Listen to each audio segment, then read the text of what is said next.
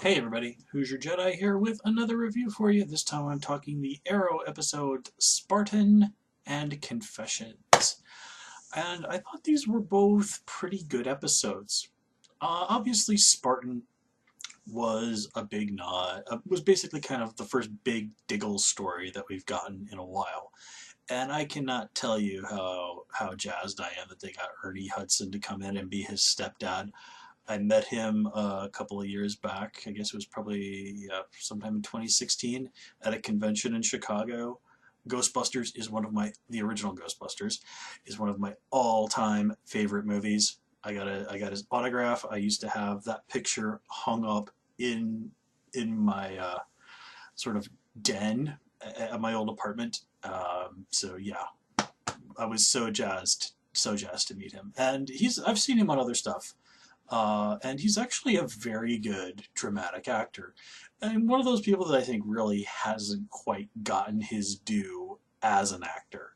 But nonetheless, it was cool to see him here. He and John had an interesting story together. And what I really liked about this was like the twists with it turning out that John's dad was killed and got some other guys killed because he was negligent.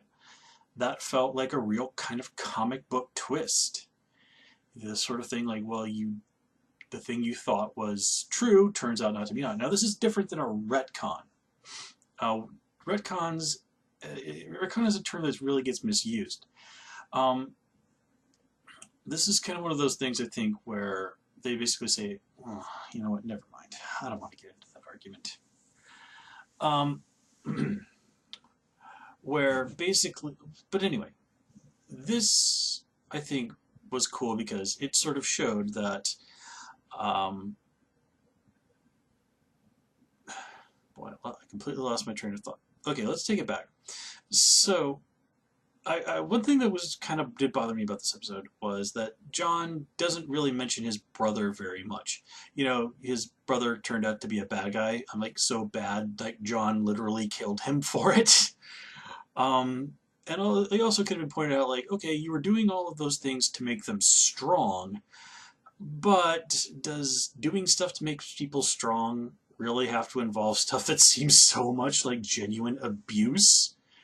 I mean, granted, he's a military guy, and the military has its way of doing things, which can generally be seen quite harsh. You know, the whole Arlie Emery screaming at people and such stuff like that. But there are reasons for that in the military. That said, the problem is that this was being applied to kids. Okay, you can't, grab an elementary school kid and throw them in Camp Lejeune. Okay, that's just going to screw them up. And that's one thing that you see a lot of time, again and again, in stories like this, where people kind of grow up with these sort of military fathers who don't seem to understand that what's, good for turning adults into competent soldiers is not the best way to engineer a successful family relationship. On the other hand, from what I've heard, this is not an unrealistic depiction of people from those backgrounds. So, yeah, that's I mean, that's something that seems realistic. And I think John seemed a little too quick to forgive, in my opinion, but, it's a 1 hour TV show. They're really only going to have him for this one episode, most likely. I mean, there's, what, 2 episodes left at this point? So, okay, fine. The realities of television coming in. Still, nicely done stuff. And again, it really did add some nice stuff to John, and basically all but confirms that he's this world's version of John Stewart Green Lantern, which again, the ninth Flash from Earth 90 more or less threw another layer on that. Still, this is kind of a nice way of handling the idea that, Dig, in some reality, is a Green Lantern. So that's cool. I mean, they've more or less established that Hal Jordan does exist in the Arrowverse. They just haven't been able to really use him properly. But, who knows? Anyway, cool stuff. in these episodes, we also got a nice shout out to the Metal Men and Will Magnus, which was really cool. And again, kind of nice to see Felicity having something like with her business that's really her own thing, you know, sort of her own goals, unconnected to her being pregnant or her relationship with Oliver. She's got that her friend there, whose name I can't remember at the moment. It kind of gives Felicity, again, her own little world and helps round her out nicely as a character, which, again, I really did like. Like, have you noticed, like, Renee doesn't really have any friends, neither does Diana. It's like Felicity now is basically kind of the only person that she can really just go and hang out with. Now, granted, there's only so much time, again, but still, nicely done. Let's see, what else do we need to talk about here? Yeah. So, of the two episodes, I definitely thought Confessions was the much stronger episode. Once I kind of realized where they were going with this, I'm like, oh, this is actually quite interesting. You don't really see this too much. Like, okay, what's going on here? You know, like, we have to find out, well, who did kill those guards? And I also like that there was some nice misdirection. While I was watching this episode, I was just like, God, Diana, why are you being such a hard ass about this? These are people you know, and literally you put your life in their hands on a routine and regular basis. You trust these people, and yet you're treating them like they're just like some, you know, shady guy you found hanging around outside of a 7-Eleven at 3 o'clock in the morning. But then at the end, you get to the end of the episode and you realize, oh, it's all part of the act. And then they pull another big switcheroo on you and turns like, oh no, this was all playing into Emiko's plan to discredit the vigilantes as liars and murderers. And they fell for it. Which, again, was nicely done. I did not see that coming. I mean, still not getting this. By the way, how in the hell is Emiko the leader of the Ninth Circle?